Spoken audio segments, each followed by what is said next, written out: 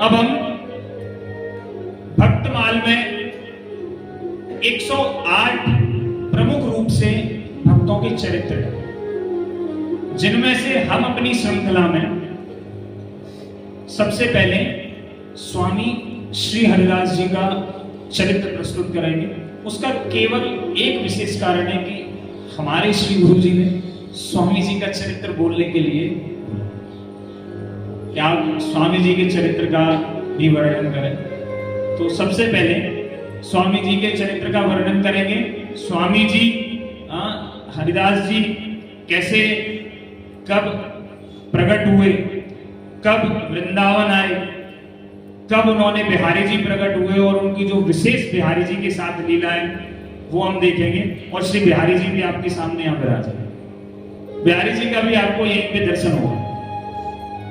एक सुंदर झांकी आपको देखने को मिलेगी जिसमें आपके सामने बिहारी जी खड़े होंगे। तो हम श्री हरिदास जी के चरित्र में प्रवेश करते हैं।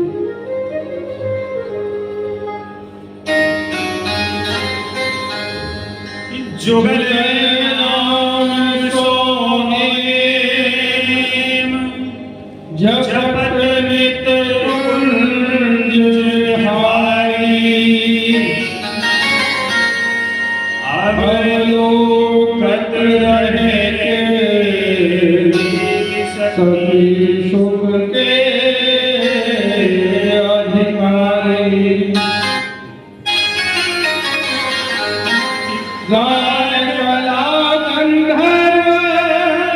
श्याम श्यामा से पुत्र भोग लगाए मोर मर कर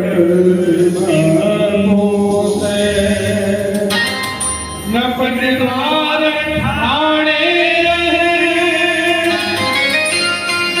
दर्शन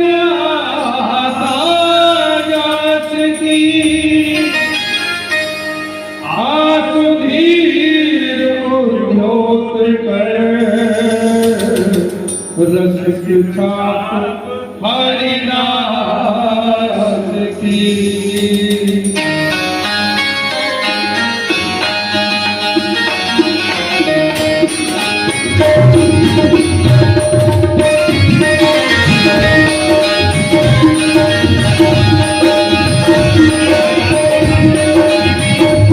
श्री हरिदास जी का चरित्र कभी भी श्रीमती राधिका रानी के नाम के बिना पूरा नहीं होता है। तो एक छोटा सा कीर्तन श्रीमती राधा रानी के गुणों का हम करेंगे।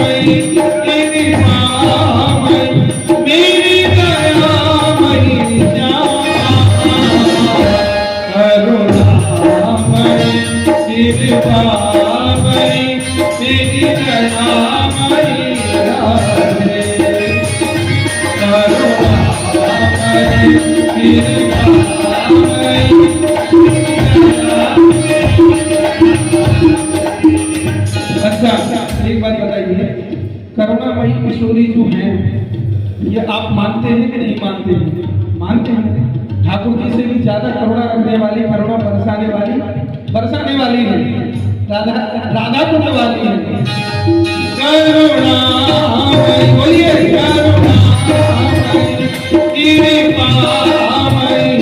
कृपा ओ मेरी दया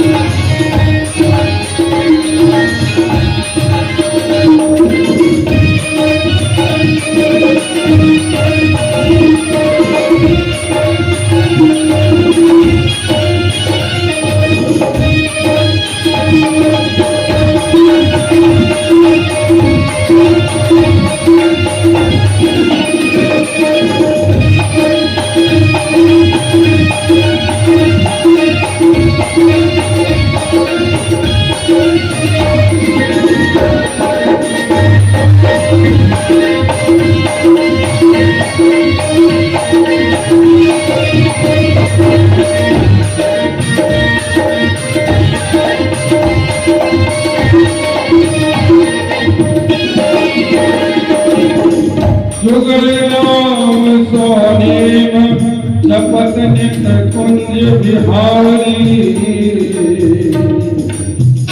अब लोकत रहेंगे सखी सुख के अधिकारी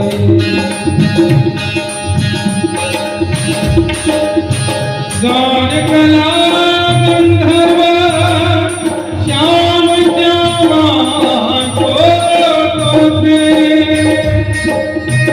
उत्तम भोग लगाए मोर मर कर से बपोसे नपतगार खाने रहे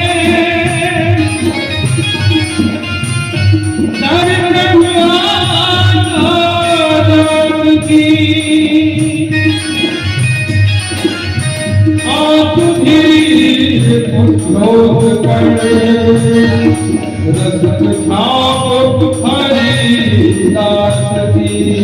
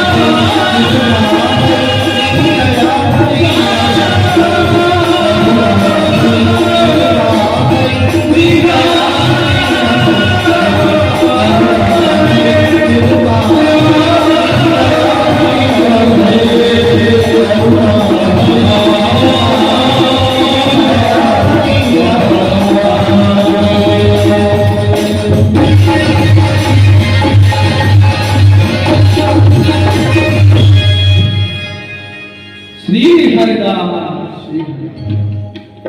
श्यामा प्यारी कुंज बिहारी जय जय श्री हरिदास। स्वामी श्री हरिदास जी का जो चरित्र है ये विशेष, इसके दो अलग अलग प्रमाण अलग अलग जगह पे मिलते हैं। यहां तक कि स्वामी जी के जीवन, मतलब स्वामी जी जब जन्मे, जब उन्होंने इस धराधाम पे प्रवेश किया है, उस समय वो जो काल है वो भी दो जगह अलग अलग मिलता है कि संवत 1535 जो कि तटीय स्थान परंपरा में हमें पता है, तटीय स्थान के हिसाब से 1535 में श्री हरिदास जी का अवतरण हुआ है। और जो श्री गोस्वामी जी का जो वंश चला आता है, श्री स्वामी हरिदास जी के ही जो छोटे भाई थे, उन्हीं की परंपरा में उन्हीं के वंशज जो हम बिहारी जी की आराधना करते हैं, सारस्वत कुल में उत्पन्न है, उनके हिसाब से विक्रम संवत 1569 में 1569 स्वामी जी का अवतरण हुआ। स्वामी जी बाल्यकाल का वर्णन स्वामी जी के का कभी भी किसी ग्रंथ में उल्लिखित नहीं है, मतलब कहीं भी हमें प्रत्यक्ष रूप से देखने को नहीं मिलता है। लेकिन कुछ ऐसी घटनाएं हैं जिनसे हमें यह समझ में आता है कि स्वामी जी का बाल्यकाल, मतलब 25 वर्ष 24 वर्ष तक की जो आयु रही है, वो भी कितनी विशेष रही होगी। आगे के पद जब हम देखेंगे तो हमें पता चलेगा कि स्वामी जी मतलब बचपन से ही बहुत विलक्षण थे अपने परिवार में। और गोस्वामी परंपरा के हिसाब से स्वामी जी 25 वर्ष की आयु में, 24-25 वर्ष की आयु में विक्रम संवत 1594 में पहली बार श्री धाम वृंदावन पधारे। और जिस दिन स्वामी जी वृंदावन आए, प्रगटे 1569 में, दिन है राधा अष्टमी का। और आज भी वृंदावन में आप जाएंगे तो राधा अष्टमी पे स्वामी जी का प्रागट्य उत्सव मनाया जाता है। जितने भी श्री हरिदास संप्रदाय के अनन्य भक्त हैं या अनुगत हैं, वो सब स्वामी हरिदास जी का प्रागट्य दिवस मनाते हैं राधा अष्टमी वाले दिन। स्वामी जी प्रगटे हैं जिस दिन स्वामी जी वृंदावन आए, ये बड़ा विशेष है।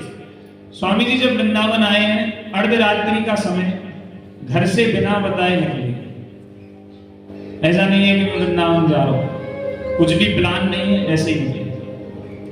बिल्कुल वैसे ही जैसे भगवान की बांसुरी की ध्वनि सुन के, भगवान की बंसी वादन सुन के गोपियां अपना सब कुछ छोड़कर श्री कृष्ण के दर्शन करने के लिए अर्धरात्रि को भी निकल जाती थी, अपने कामों को छोड़ के भी निकल जाती थी। वैसे ही स्वामी जी अर्धरात्रि के समय श्री वृंदावन में प्रवेश किए। और स्वामी जी के दो अलग अलग जन्म स्थान बताए जाते हैं। एक जगह अलीगढ़ स्वामी जी का की मतलब अवतरण भूमि है, और एक जगह रायपुर जो कि ब्रज मंडल में ही है, रायपुर में स्वामी जी जन्मे हैं। तो लेकिन वृंदावन आना उनका कॉमन है, दोनों ही जगह के यहाँ वृंदावन स्वामी जी आए। स्वामी जी वृंदावन आए हैं और सबसे पहले कहाँ बैठे? यमुना पुलिन पे बैठे। चंद्रमा निकला हुआ है पूरा, अभी तो पक्के निर्माण हुए, पहले पक्के निर्माण नहीं थे। यमुना जी के इस किनारे पे बैठे हैं और बस यमुना जी को देख रहे, आगे बैठ गए और देख रहे, कोई हलचल नहीं है ना। कोई भी वृंदावन जाता है क्या करता है? पहले दंडवत करता है, दंडवत करके बोले दर्शन करूंगा, ये करूंगा, वो करूंगा, वो करूंगा, उसका पता नहीं क्या। मतलब स्वामी जी सब कुछ करते थे तब भी उसमें मन नहीं लगता था, केवल भगवान के प्रति आकर्षण रहता था। हम केवल भजन करते हैं तब भी सब चीजों के प्रति आकर्षण रहता है, बस भजन के प्रति आकर्षण नहीं होता। स्वामी जी केवल यमुना पुलिन को देख रहे हैं, चंद्रमा निकला हुआ है। अगर कोई बाहर से देखेगा तो उसे लगेगा कि हरिदास जी यहाँ पे बैठे हैं, बोले पता नहीं क्यों बैठे हैं, क्या देख रहे हैं, कुछ है ही नहीं सामने।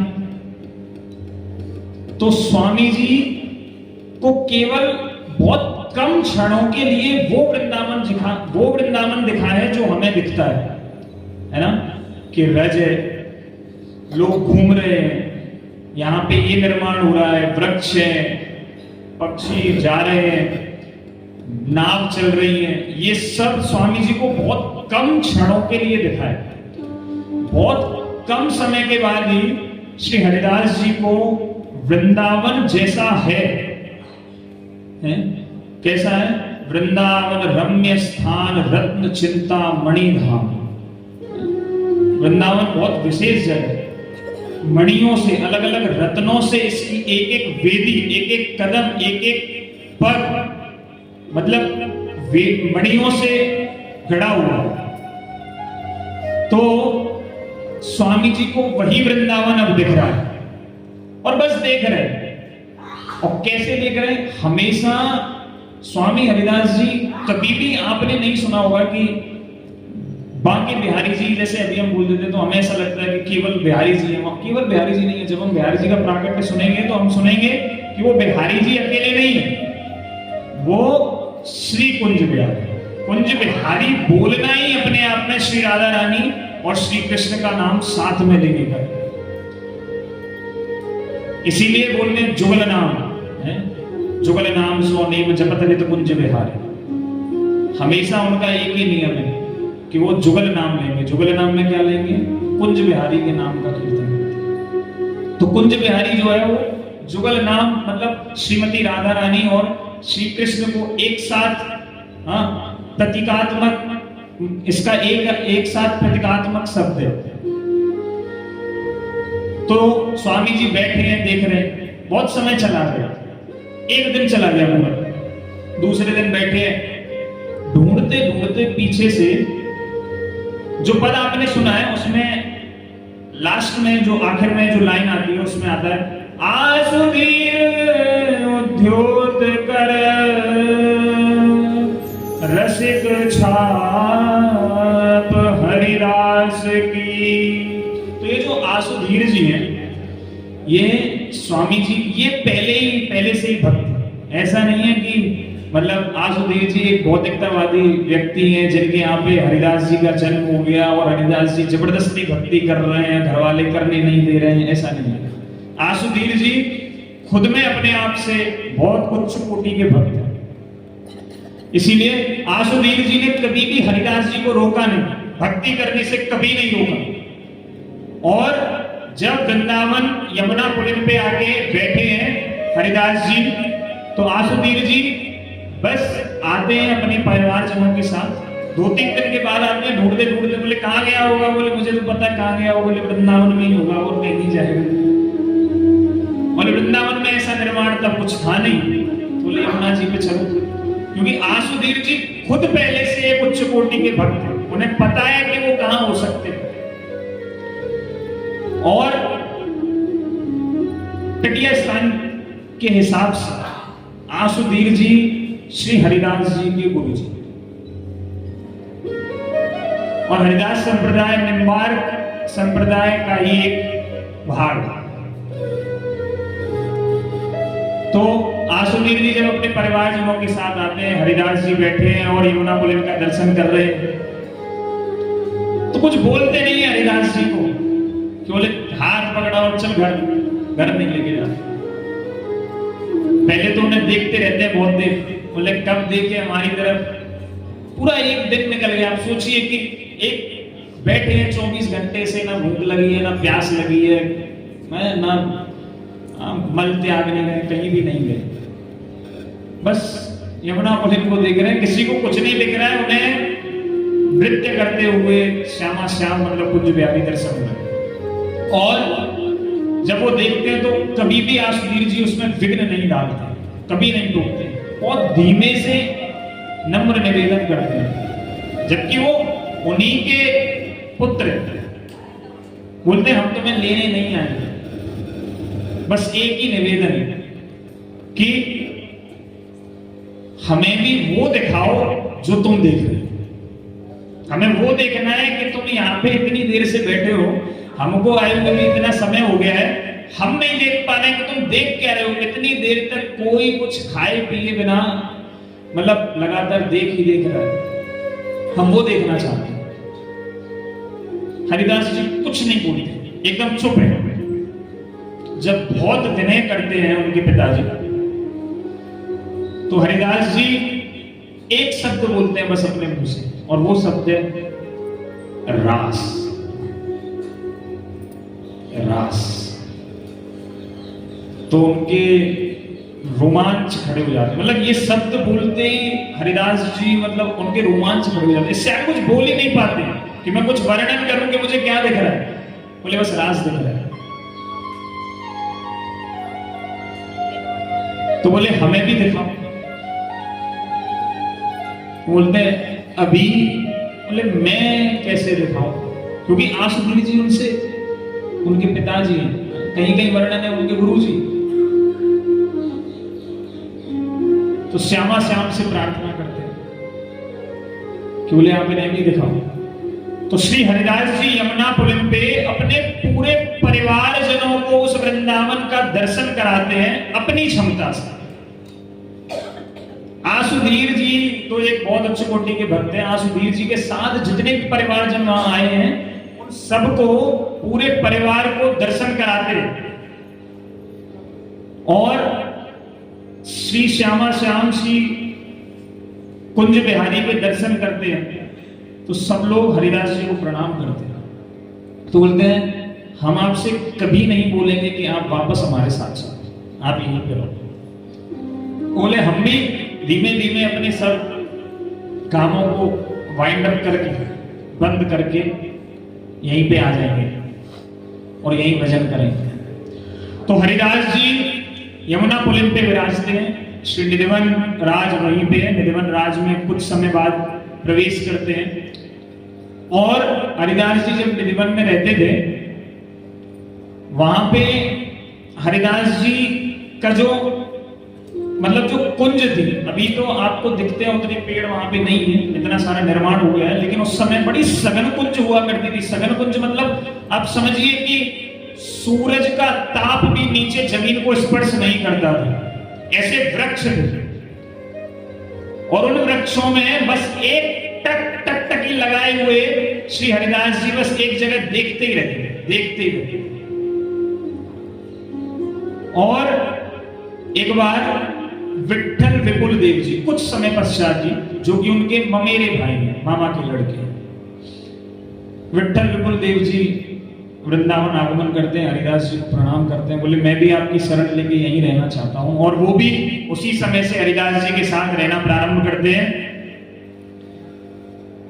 और एक दिन हरिदास जी को एक कुंज की तरफ देखते हैं, मतलब ये नित्य उनकी क्रिया थी कि वो बस देखते रहते थे, तंबूरा बजा के गाते रहते थे, है ना। तंबूरा आप जानते हैं वीणा जैसे होता है, हरिदास जी उस पे बस अपनी तान गाते रहते थे और एक जगह देखते रहते, ये उनका नित्य होता। और आप यकीन मानिए हरिदास जी ने कभी भी संगीत किसी से अपने प्रत्यक्ष रूप से नहीं सीखा। मतलब अगर मान लो कि मुझे कुछ गाना है तो मुझे बड़ा अभ्यास करना पड़ा, भैया के पास जाके बार बार कैसे गाना है मुझे नहीं पता है। लेकिन हरिदास जी कभी भी किसी से संगीत नहीं सीखे, प्रत्यक्ष रूप से कभी नहीं सीखे। क्यों? पहले से सीखे सिखाए आए कि भैया मोर तो चिते चिताए आते हैं, बाद में कोई पेंटिंग नहीं करता उनके पंखों पे बैठे थे। तो हरिदास जी पहले से ही संगीत सीख के आए हैं। तो बोले अगर आप सबको श्यामा श्याम के दर्शन करा सकते हो तो हमें भी तो ये भी तो बताओ कि फिर आप ऐसा संगीत क्या सीख के आए हैं कि बस आप गाते रहते हैं और एक जगह देखते रहते हैं, हमें कोई दिखता नहीं है, बस हम वो संगीत सुनते रहते हैं, बस हमें उसके उन पदों का अर्थ तो समझ में आता है, लेकिन उसकी जो प्रतिक्रिया होती है, वो आप क्यों गा रहे हैं, उससे क्या प्रभाव पड़ रहा है, वो हमारे कभी समझ में नहीं आए। बोले वो हमें दिखाओ, हमें ये बताओ कि आप ऐसा संगीत सीख के कहां से आए। तो हरिदास जी से जब बहुत विनम्र निवेदन किया जाता है तो हरिदास जी अपनी आंखें बंद करते हैं और थोड़ी देर मौन बैठते हैं और हरिदास जी की जगह पे श्री ललिता महारानी, जो कि अष्ट सखियों में से एक प्रमुख सखी है श्रीमती राधा रानी, उनका स्वरूप प्रकट है। ललिता सखी संगीत की मरम्मत, उन्हीं के निर्देशन में जब भगवान की लीलाओं का अरेंजमेंट किया जाता है, व्यवस्था की जाती है वृंदावन में, तो जो देखिए मुख्य कार्यकारिणी ललिता जी के हिसाब से होता है। ये अरेंजमेंट करने वाला कौन? वृंदा देवी। कौन करता है? तुलसी महारानी, वृंदा देवी ये सब अरेंजमेंट है। वृंदा देवी की गुरु है पौर्णमासी। तो ललिता जी के रूप में अवतरित हुए हैं श्री हरिदास, और ये सारे संत, पूरा संत समाज ये स्वीकार करता है और दर्शन किए हैं। विट्ठल विपुल देव जी पद लिखते हैं कि वो हरिदास जी स्वयं श्रीमती ललिता जी। एक दिन बहुत विनम्र निवेदन करते हैं विट्ठल विपुल देव जी, बोले प्रभु हमसे कितने दिन से तुम सेवा करवा रहे हो प्रभु जी, बोले तुम गाते रहते हो, हम सुनते रहते हैं, हमारा भी उद्धार तो हो रहा है, लेकिन हमारे कुछ समझ में नहीं आ रहा क्या चल रहा है। बोले हमारा बड़ा निवेदन है कि बोले आप हमको भी दिखाओ, हमें भी दर्शन होने चाहिए। बोले हमारी पता नहीं कब वो लायकात होगी, हम उतने काबिल कब बनेंगे कि हमारी क्षमता से हमें कुंज बिहारी के दर्शन होंगे, लेकिन आप हमें वो दर्शन करा बने, आपकी कृपा से हमें वो दर्शन हो सकते कि आप जिन्हें देख के कभी हंसते हैं, कभी रोते हैं, कभी गाते हैं, कभी नाचते हैं, कुछ भी समझ में नहीं आता। तो यहां पे श्री हरिदास जी बिहारी जी से प्रार्थना करते हैं और बिहारी जी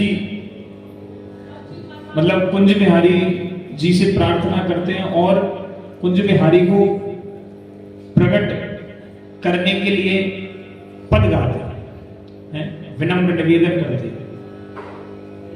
तो उस पद को हम गाएंगे और उस पद के माध्यम से समझेंगे कि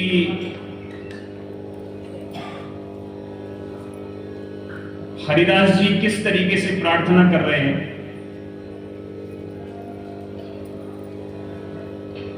बहुत सुंदर पद है, कीलिमान नामक एक ग्रंथ है हरिदास जी का रचित है, जिसमें अष्टयाम लीला, श्री राधा कृष्ण की युगल लीला, कुंज की लीलाओं का वर्णन है। बहुत देखिए गुह्य ग्रंथ है और इन ग्रंथों को छूने का अधिकार भी हम जैसे लोगों को नहीं है, क्योंकि इनके अंदर जिन लीलाओं का वर्णन मिलता है वो बहुत गुह्य है। अगर हमारी ऐसी औकात नहीं है, अगर हमारी ऐसी शुद्ध बुद्धि नहीं है, तो वो लीला हमें ऐसे लगेगी जैसे केवल एक लड़का लड़की जैसे कर रहे हैं। कुछ लोग आपने देखा भी है आजकल ना, कंपैरिजन भी करते हैं, ऐसी तुलना करते हैं, लेकिन ऐसा नहीं है। तो केवल बहुत कुछ पद जिन्हें मतलब हम गा सकते हैं आपके सामने और आप सुन सकते हैं, उनकी चर्चा हम करेंगे। ज्यादा विशेष लीलाओं में भी हम प्रवेश नहीं कर सकते। तो श्री हरिदास जी पद गाते हैं।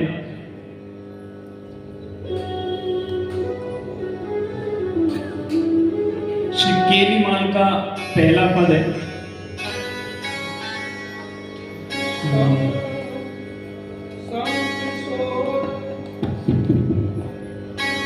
सम किशोर जोरी नहीं, नित प्रकट भई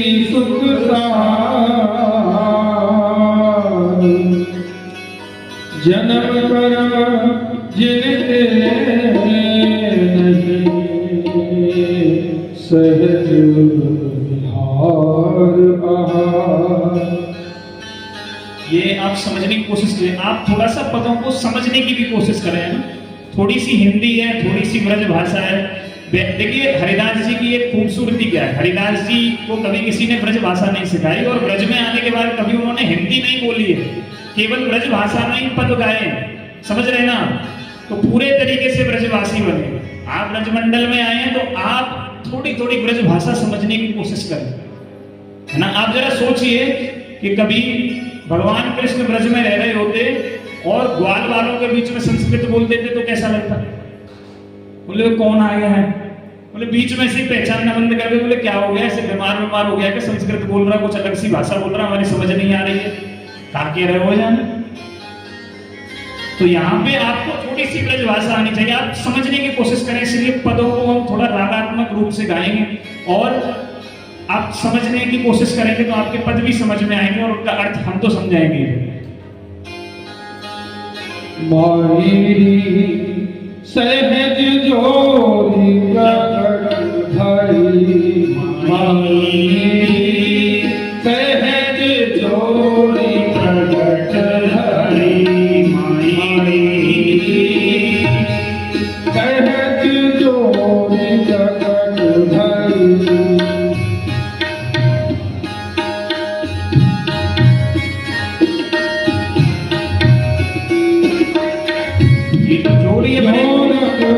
ये जो जोड़ी है बड़े सहज रूप से हरिदास जी के निवेदन पे सभी के सामने, जो भी उनके अनुयायी हैं श्री विधिवन राज में, उनके सामने प्रकट हो रही है और सहज रूप से प्रकट हो रही है।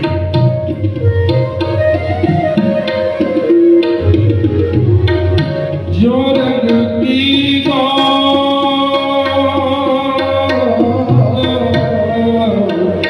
जो रंग की श्याम घन दामिन जैसे, जो रंग की श्याम घन दामिन जैसे, प्रथम बुद्धि अबहु आगे हूँ रही है।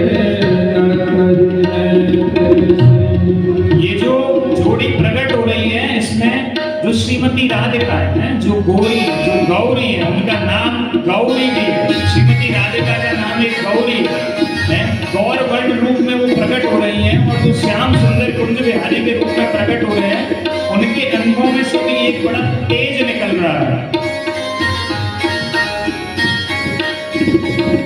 प्रथम होती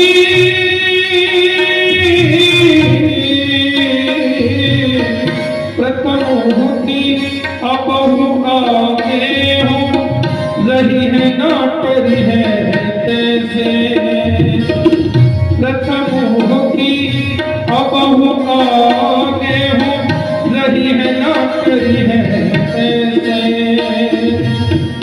अंग अंग की उजराई, अंग अंग की उजराई, सुगराई चतुराई सुंदरता ऐसे, चतुराई सुंदरता ऐसे।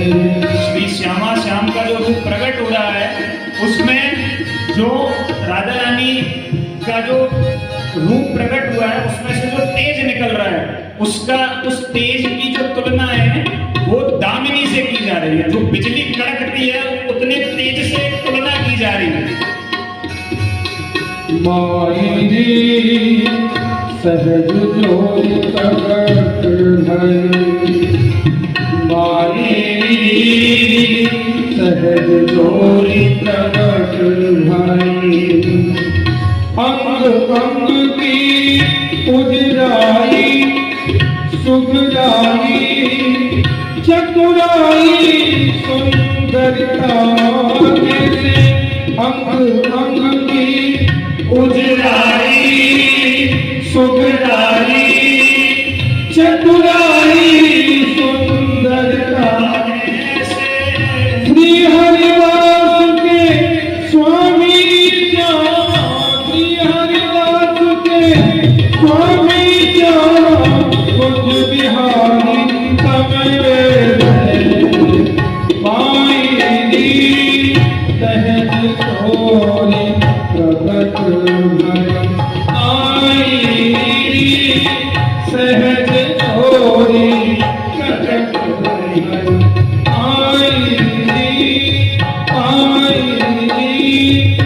सहज जोई प्रकट।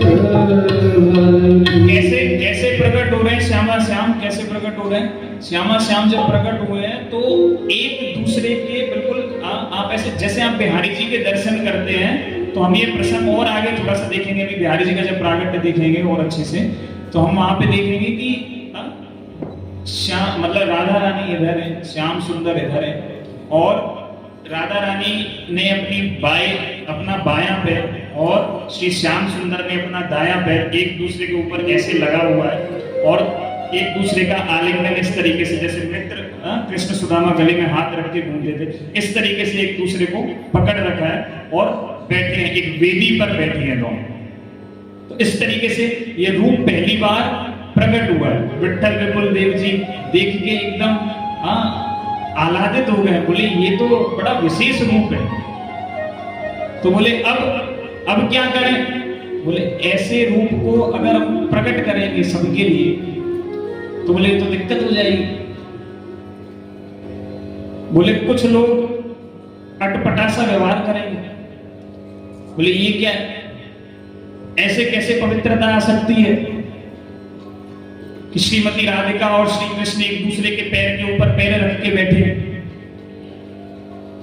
तो श्री हरिदास जी निवेदन करते हैं कुंज बिहारी से कि बोले प्रभु एक ऐसा रूप प्रकट हुआ करो। अच्छा, यहाँ पे एक विशेष बात क्या है कि जब कुंज बिहारी प्रकट हुए, इस रूप में प्रकट हुए हैं, तो जब दर्शन करते हैं उनके भक्त मतलब विट्ठल विपुल देव जी हैं और हरिदास जी के जो साथ में वहां रहते थे निधवन में, जब वो दर्शन करते हैं तो वो बहुत प्रसन्न होते हैं, और उन्हें देख के कुंज बिहारी मतलब श्यामा श्याम इतने प्रसन्न होते हैं, बोले हम चाहते हैं कि तुम और भी कुछ मांगो, और भी कुछ मांगो। तो हरिदास जी यहाँ पे थोड़ी सी चतुराई दिखाते हैं। क्या चतुराई दिखाते हैं? बोले अब आप मतलब जब मैं गाता हूं तो प्रकट हो जाते हैं, जब मैं नहीं गाता हूं तो अप्रकट हो जाते हैं। बोले अब ऐसा नहीं, बोले अब हमेशा प्रकट रहो। बोले मेरा निवेदन है अब हमेशा प्रकट हो, ये जो विशेष भक्त आपके सामने ये तो दर्शन कर ही रहे, हमेशा दर्शन करें आपके, और आने वाले भक्त भी ऐसा ही दर्शन आपका हमेशा करते रहे। तो आपको एक ऐसा रूप प्रकट करना है जिसमें आप हमेशा सबके सामने विद्यमान रहे। तो वहां पे क्या होता है, वहां पे श्री हरिदास जी बिहारी जी मतलब श्री कुंज बिहारी जी एक स्वरूप प्रकट करते हैं श्री बांके बिहारी का। और जो बांके बिहारी आपको आज वृंदावन में दिखते हैं वो कोई और नहीं है, श्री श्यामा श्याम का मिलित स्वरूप है, मिलित स्वरूप है। श्रीमती राधिका और श्री कृष्ण का समन्वय जैसे हुआ है, जैसे श्री चैतन्य महाप्रभु का प्रागट्य हुआ। अब समझिए कि बिहारी जी कितने विशेष हैं, कुंज बिहारी कितने विशेष हैं। और अच्छा, कुछ लोगों को ये संदेह हुआ जब सबको बाहर पता चला कि यहाँ पे ये संभव नहीं है कि इतना सुंदर विग्रह कैसे प्रकट हुआ। बाबा जियों ने अपने आप बना लिया, एक पत्थर को चीत लिया है, उसी में कुछ कर लिया है ना, पत्थर को ऐसे कील गाड़ के अपने आप एक आकार दे दिया है, और बिहारी जी बिठा दिए और पूजा कर रहे हैं और बोल दिया है कि प्रकट है गए। तो बाहर सब लोग ऐसी बातें बनाने लगे, बोले नहीं नहीं नहीं नहीं, बोले ये हमने बनाए नहीं है कि अब मैं इनकी प्राण प्रतिष्ठा करवाऊं, है ना। जब कोई विग्रह श्री विग्रह बन के आते हैं तो हम उनकी प्राण प्रतिष्ठा करवाते हैं, शास्त्र के अनुमोदित हो। लेकिन बिहारी जी की प्राण प्रतिष्ठा हरिदास जी ने नहीं करवाई। हरिदास जी बोले कि ये तो प्रकट हुए, इनकी प्राण प्रतिष्ठा नहीं होगी। बोले क्यों? कि बोले विग्रह में प्राण जो है प्राण प्रतिष्ठा के बाद ही आते हैं। तो बोले नहीं साहब, हमारे बिहारी जी में तो पहले से ही। तो कैसे पता चले? तो बिहारी जी बोले कि एक रुई का फोआ लेके आओ। एक रुई का फोआ लेके आते हैं और बिहारी जी की नाक के पास ऐसे जैसे ही पास लेके जाते हैं वो रुई का फोआ हवा की वजह से हिलता है। सांस बिहारी जी जब छोड़ते हैं, श्वास जब छोड़ते हैं तो रुई का फोआ धीमे धीमे हिलता है, तो सब लोग दंग रह जाते हैं। बोले ये तो सही में साक्षात कुंज बिहारी है जो कि नित्य लीला में लीलाएं करते हैं। तो बिहारी जी बड़ा विशेष अवतार है। यहां से बिहारी जी को देखिए, बिहारी जी एक सघन कुंज में प्रकट हुए हैं। उसके बाद आप जब निधिवन जाते हैं, आपने दर्शन किया होगा, वहां पे आसुवीर जी की समाधि है, हरिदास जी की भी समाधि है। तो हरिदास जी और ये पूरे कुंज में रहा करते हैं। विठ्ठल कुलदेव जी की भी समाधि है। लेकिन यहां से बिहारी जी को लेके जाया जाता है। जब आप निधिवन में प्रवेश करते हैं तो पहले एक चबूतरा आता है, उस चबूतरे पे लेके जाते हैं, वहां पे विराजमान करते हैं बिहारी जी को, और सब भक्त मिलके वहां पे बिहारी जी का पहला अभिषेक करते हैं। एक नया सा वस्त्र लेके आते हैं, बाजार से नहीं लेके आते हैं, ऐसे ही विठ्ठल कुलदेव जी अपनी उत्तरी देते हैं, बोले इसको बिछा लो, ये साफ है, गंदी नहीं है। तो उस पे बैठा के बिहारी जी को एकदम कोमल कोमल अंग है ना, ऐसे अंग नहीं है जैसे पत्थर के होते हैं, एकदम कोमल कोमल अंग है बिहारी जी के। और बिहारी जी की सेवा मतलब सारे भक्त कर रहे हैं। बोले हरिदास जी भी वहां पे, हरिदास जी क्या कर रहे हैं, हरिदास जी अपना तमूरा लेके, वीणा लेके और केवल पद गायन करते हैं। तो अभी हम बिहारी जी का प्रागट्य देखेंगे। बिहारी जी की सुंदर झांकी आपको देखने को मिलेगी। आपको ऐसा ही लगेगा, आपको ऐसा लगेगा कि जैसे साक्षात बिहारी जी आपके सामने बिल्कुल प्रकट हुए हैं। एक बार यहाँ पे सबसे पहले जब गोपाष्टमी मतलब श्री राधा गोविंद देव जी का हमने सबसे पहले प्राकट्य उत्सव मनाया था, यहाँ पे रसिका पागल बाबा आए, बाबा को बुला, तो बाबा बोला कि लाला, जब मतलब उन्होंने यहाँ भजन गाया, भजन गाने के बाद उन्होंने ये बोला था, बोले भजन गवाने तो एक्चुअली उस समय बाबा की तबीयत बहुत खराब थी जिस समय हम बाबा को यहाँ लाए थे। तो हमने बहुत विनम्र निवेदन किया था, थोड़ा सा जिद भी की थी, अड़े भी थे, यहाँ तो चलना ही पड़ेगा बाबा। हमसे मतलब थोड़ा सा नाराज भी हुए थे, बोले जबरदस्ती लेके जा रहे हो यार, बीमार पड़ो में। तो बाबा ने यहाँ भजन गाए। भजन गाने के बाद बाबा ने ये अपने मुंह से बोला था कि बोले कि जब मैं गा रहा था तो मुझे ऐसा लगा कि यहाँ पे इस प्रांगण में स्वयं बिहारी जी नृत्य कर रहे हैं। तो मैंने कहा ऐसा हमें तो नहीं लगा, आपको लग रहा है तो नृत्य कर रहे होंगे। तो नृत्य तो नहीं, लेकिन साक्षात दर्शन आपको जरूर होंगे बिहारी जी के। देखो स्वामी हरदास जी महाराज की असीम अनुकंपा के कारण बिहारी जी वृंदावन में है, राधा कुंड में है, हमारे जीवन में है। लेकिन बिहारी जी सहज ही नहीं आ गए, न जाने श्री हरदास जी महाराज आपसे तपस्या कर रहे थे, और आप चाहते हैं कि आप बस इशारा हो, चुटकी बजे और बिहारी जी प्रकट हो जाए। कुछ पुरुषार्थ, कुछ मिनटों का आपको एक सुंदर भजन हम निधिवन जी में जब बिहारी जी प्रकट हुए, एक सुंदर भजन है, उस भजन को हम गाएंगे। मैंने आपको भेजा है। निधिवन में प्रगटे बिहारी, निरखी सखी शोभा है न्यारी, और राधा माधव एक भई हैं, बनकर बाके बिहारी।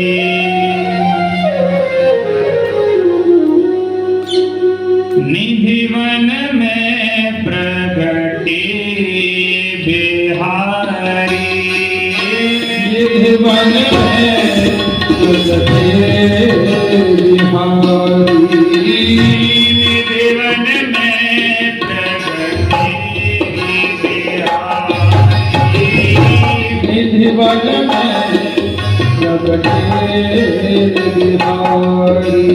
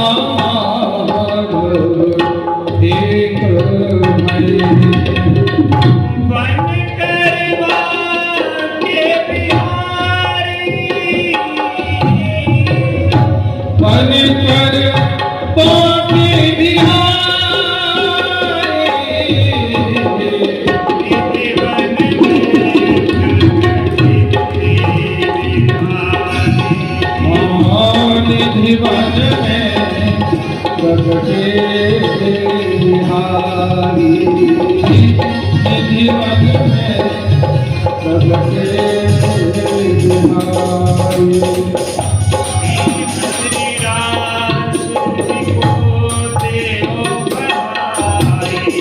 श्री हरिदास जी को देव बधाई श्री हरिदास जी को देव बधाई श्री हरिदास जी को देव बधाई जो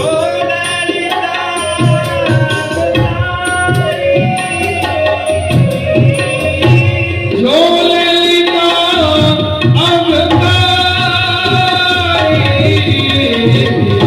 निधिवन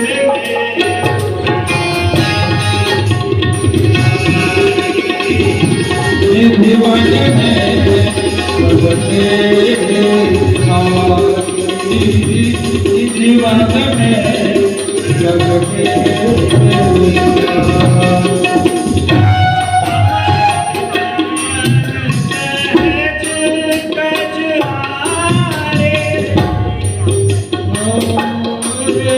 सहज कजरारे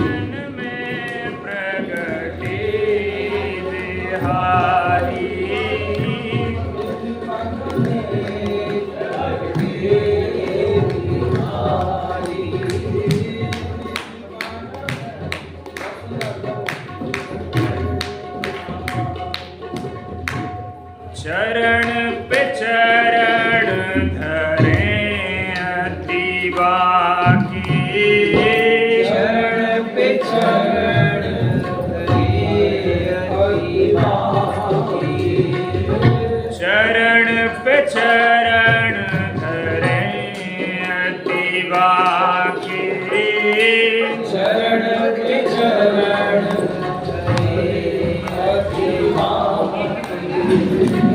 बांके बिहारी जी सब विधि बाके बांके बिहारी सब विधि बाकी बांके बिहारी जी सब विधि बाके बांके बिहारी सब विधि बाकी मुरली बजाए मनवारी मुरली बजाए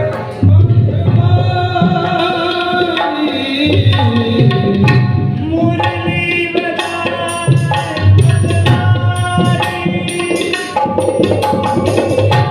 मुरली बजाए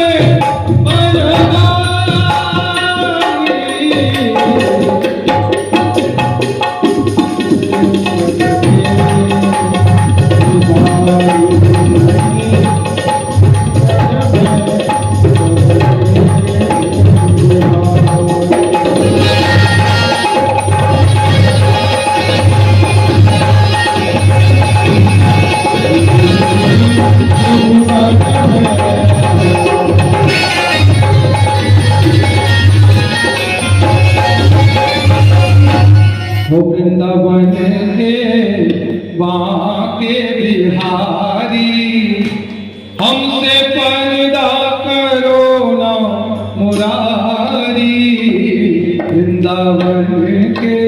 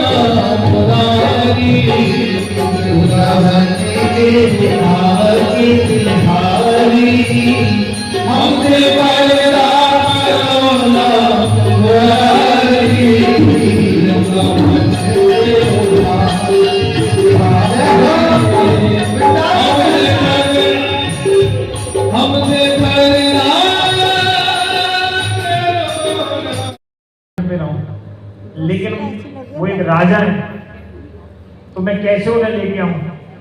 बोले लेकिन अपना राजा वाला लिबास उन्होंने वहां पे छोड़ा है मेरे लिए, मेरे सामने तो केवल वो बिहारी जी का संगीत सुनने आए हैं, तो उन्हें लेके आओ।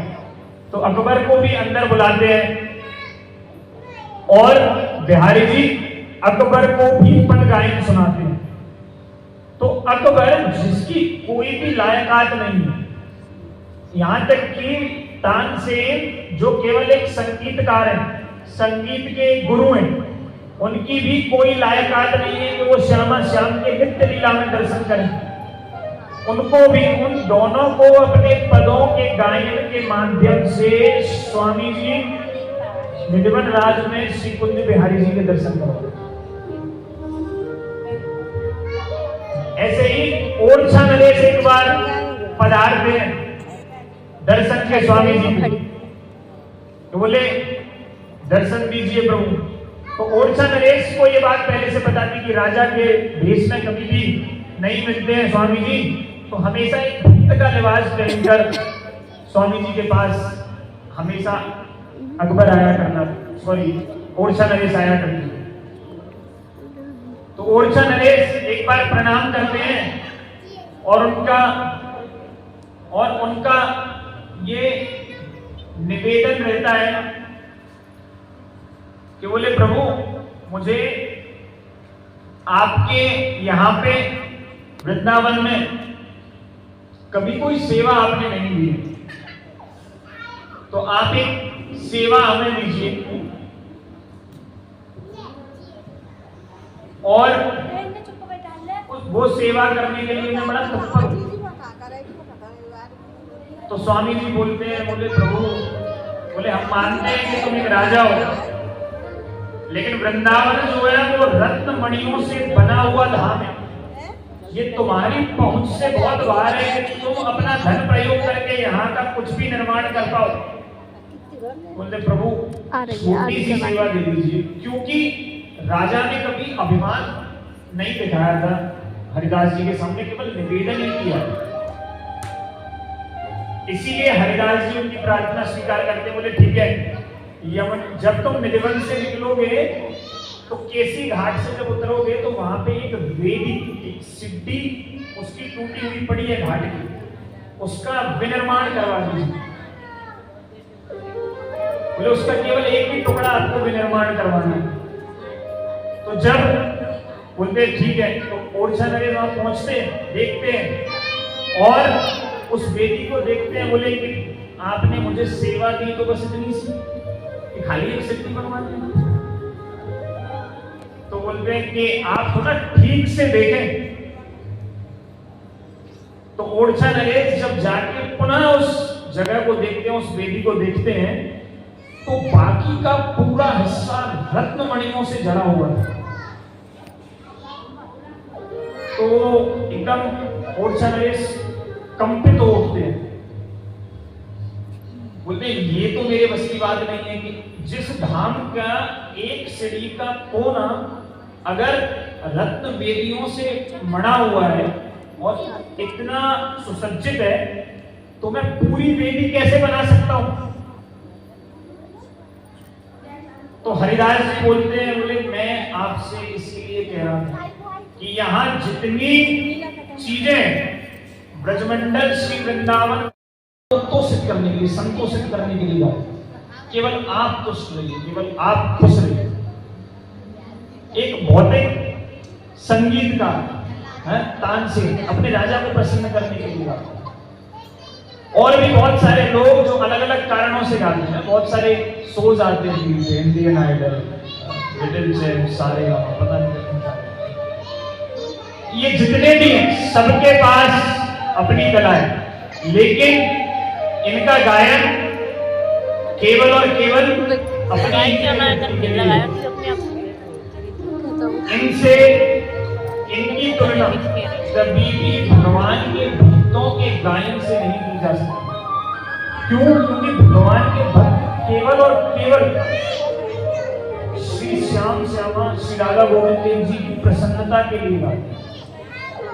उनका गाना, उनका नाचना, सब कुछ केवल श्यामा श्याम की प्रसन्नता के लिए।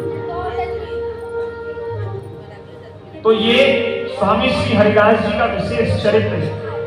और स्वामी जी अपने मतलब भक्तमाल ग्रंथ में, प्रियादास जी अपनी टीका में श्यामा हरिदास जी के उपदेशों का वर्णन करते हैं और कुछ पद उल्लेखित करते हैं। उन पदों का अर्थ में संक्षिप्त में आपको समझाऊंगा। कहते हैं कि हर कोई अपने मनोरंजन में रमा हुआ है। ये जो मनुष्य जन्म मिला है ये बहुत दुर्लभ है, बहुत दुर्लभ है। आप समझिए 84 लाख योनियां हैं, जिनमें से केवल 4 लाख योनियां हैं जिनको उच्च कोटि का समझा जाता है, जिनमें से सबसे प्रमुख है मतलब मनुष्य जन्म। और मनुष्य जन्म में भी त्रेता युग, सतयुग, त्रेता, द्वापर में आयु बहुत ज्यादा हुआ करती थी। महाराज पहले 1 लाख, फिर हजारों में, फिर आगे कलयुग में रह जाती है वो केवल 7 वर्ष, केवल 100 वर्ष। उसमें भी शास्त्र उल्लिखित करता है, जब आप 12वां स्कंद पढ़ेंगे तो जो भविष्यवाणियां हैं उसमें क्या भविष्यवाणी है कि गेहूं और चने के पेड़ पे भी नशेनी लगा के मनुष्य चढ़ाते हैं। और ऐसा नहीं है कि ये केवल लिखा हुआ है, हम थोड़ा सा पीछे पलटते हैं, जब हम अपने दादा परदादाओं के देह की आकृति देखते हैं तो हम उनकी तुलना में बहुत कमजोर है। ना तो लंबाई उतनी है, ना शरीर उतना पुष्ट है, तो धीमे धीमे शरीर नीचे नीचे अधोगति की ओर जा रहा है, गिरता जा रहा है, आयु क्षीण होती जा रही है। पहले 100 थी, फिर वो 80, 85, 100 तो अब बड़ी रेयर हो गई है, बहुत कम लोग 100 तक पहुंचते हैं। 70, 80, 60, बोले इतनी छोटी सी आयु में इतने सारे प्लान हमने बना रखे हैं, ये भी करना है, वो भी करना है, वो भी करना है, वो भी करना है। बोले बस भजन नहीं करना है, वो करेंगे जब बूढ़े हो जाते हैं। आप समझिए कि जब शरीर के अंग काम करना बंद कर दें और तब हम कहते हैं कि भजन करें, जिसमें सबसे ज्यादा ध्यान की जरूरत है, सबसे ज्यादा मेहनत उसमें चाहिए। आप बैठेंगे, माला करने की कोशिश करेंगे, एक माला में मन नहीं लगता है, बुढ़ापे में ये कैसे संभव है? हरिदास जी कहते हैं कि ये जो मनुष्य जन्म मिला है इसकी आयु बहुत छोटी है। इस आयु को हमें सबसे प्रमुखता से हरि भक्ति और भजन में लगाना चाहिए, साधुओं की संगति करनी चाहिए। अगर हम साधुओं की संगति करेंगे तो हमें हरि भजन के लिए, सेवाओं के लिए प्रेरणा मिलेगी। और आप यकीन मानिए, जब आप किसी के लिए कुछ करते हैं, और यहाँ तो करने के लिए सामने भगवान, स्वयं भगवान है, जब आप उनके लिए करते हैं तो जो आनंद आपको प्राप्त होता है, उस आनंद की अनुभूति आप कभी भी खुद प्राप्त करने से नहीं कर सकते। जो सेवाएं करते हैं आप उनसे पूछिए। तो हमें स्वामी श्री हरिदास जी के इन उपदेशों का ध्यान रखना चाहिए कि ये जो उपदेश है वो हमारे लिए नहीं है, किसी और के लिए नहीं है। आप कुछ भी करते हैं, लेकिन सबसे प्रमुख वस्तु, सबसे प्रमुख चीज आपके जीवन में भजन और सेवाएं होनी चाहिए, नहीं तो आपका जीवन व्यर्थ हो रहा है। किसी के 20 साल चले गए, किसी के 30 साल चले गए, बचे कुछ 20-30 साल और। अब उन 20-30 साल भगवान का नाम संकीर्तन करने से, भगवान का नाम जप करने से तो हमें आत्मरंजन करना चाहिए। तो मनोरंजन अपने आप है, हमारा मन भी धीमे धीमे अपने आप हर्षित होकर रहने लगेगा, इसमें कोई बुराई नहीं। लेकिन प्रमुखता पर भक्ति रखनी है। अगर प्रमुखता पर भक्ति होगी तो मनोरंजन अपने आप होगा। ये ऐसे है जैसे आप अगर गेहूं की फसल काट रहे हैं तो उसमें से आपको भूस तो मिलने वाला है। अब पहले से खाली भूसी भूस चाहते हैं तो गेहूं नहीं मिलेंगे। तो आप गेहूं की फसल काटने पे ध्यान दें, आत्मरंजन करने पे ध्यान दें, मनोरंजन करने पे ध्यान दें, मनोरंजन करने पे ध्यान ना दें। आत्मरंजन करेंगे तो मनोरंजन अपने आप हो। तो हमें हरिदास जी के अनुगत होना चाहिए, हरिदास जी के चरित्र को सुनना चाहिए। ऐसे भक्तों के चरित्रों को सुनने से क्यों हमें प्रेरणा मिलती है? क्यों प्रेरणा मिलती है? क्योंकि इनका समय बहुत पुराना नहीं है। ऐसा नहीं है पुराणों में किसी ने वर्णन कर दिया है और हम पढ़ रहे हैं एक दूसरे पूरे युग की बीती हुई कथा पढ़ रहे हैं, अभी की पढ़ रहे हैं, कुछ साल पहले की। तो अगर ये उनके लिए संभव है तो उनकी कृपा से हमारे लिए भी संभव है। तो हमें भक्ति के लिए प्रखर होना चाहिए। तो ये यहाँ पे हम स्वामी श्री हरिदास जी के चरित्र को समापन करते हैं और कल हम चर्चा करेंगे श्री हरिराम व्यास जी के चरित्र और इसी क्रम में उससे अगले दिन हम चर्चा करेंगे श्री कृष्ण चैतन्य महाप्रभु के अवतरण। श्री चैतन्य महाप्रभु का अवतरण दिवस भी आ ही रहा है, तो हम महाप्रभु के बारे में भी चर्चा करेंगे। कल हम हरिराम व्यास जी के विषय में चर्चा करेंगे, जो कि एक बहुत बड़ी विधि श्री ब्रजमंडल की हुए हैं और इस ब्रजधाम को प्रकट करने में सबसे प्रमुख जो क्रेडिट जाता है उनमें षड गोस्वामी वृंद के श्रेष्ठ रूप सनातन भी।